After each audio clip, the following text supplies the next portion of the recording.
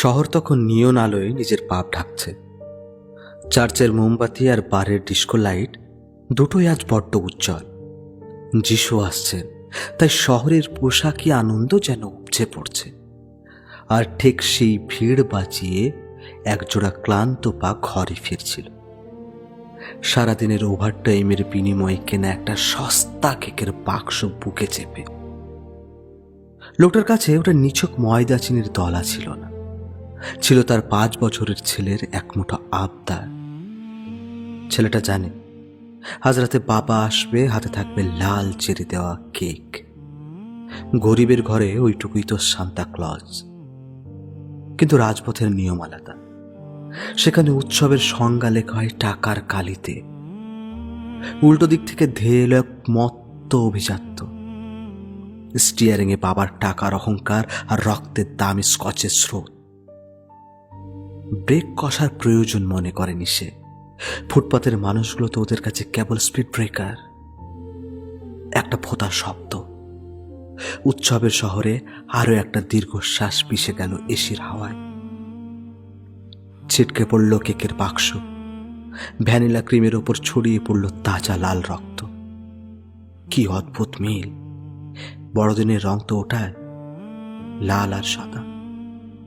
শুধু পার্থক্য এই যে আজকে একটা কাটার আগে জীবনটা কেটে দুটো টুকরো হয়ে গেল।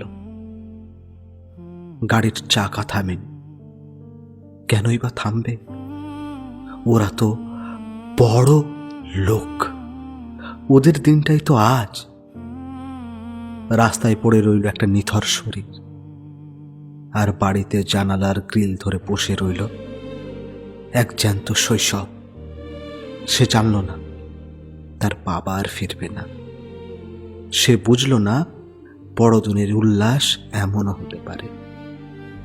কারো উল্লাসে কেউ অনাথ হতে পারে। কালকের খবরের কাগজে ওটা কেবল একটা দুর্ঘটনা, কিন্তু ওই চ্যাপটা হয়ে যাওয়া কেকের বাক্সটা জানে ওটা দুর্ঘটনা ছিল না। ওটা ছিল ঠান্ডা মাথায় করা একটা সামাজিক খুন।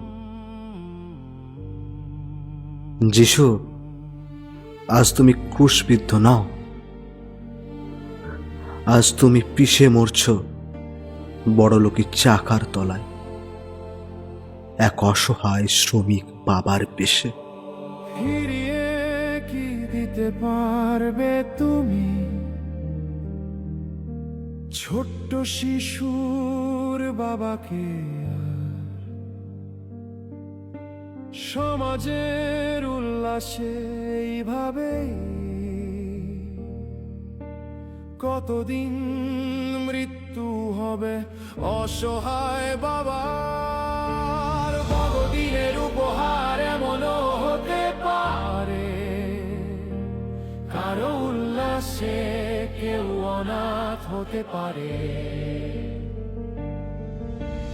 বড়দিনের উপহার এমন